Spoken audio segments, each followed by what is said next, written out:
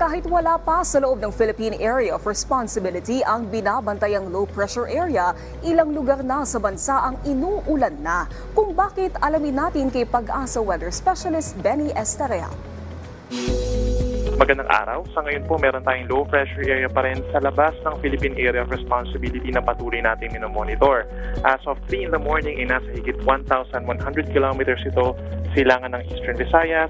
Mababa ang tsansa na maging isang bagyo sa loob ng 24 oras.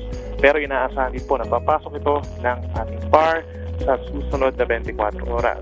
Nagpapaulan ng trough or extension of this LPA sa Mindanao, gayon din sa Bicol Region, Eastern Visayas at Central Visayas. Kaya mag-ingat pa rin po sa mga posibleng pagbaha at pagguho ng lupa doon.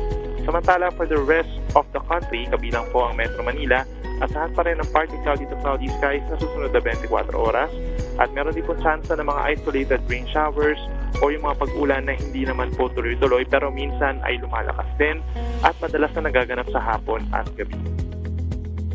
Temperature for Metro Manila, 25 to 33 degrees. Sa Baguio, 17 to 25 degrees Celsius. At sa Tagaytay, 22 to 31 degrees. Meron din tayong minomonitor na si Typhoon with international name na Bolavin sa mas malayong parte pa po ng Pacific Ocean. Nasa 2,385 kilometers kaninang madaling araw. At hindi naman inaasang papasok ng ating PAR, hindi rin makaka-apekto sa mga susunod na araw. Narito naman po ang lagay ng ating mga dams.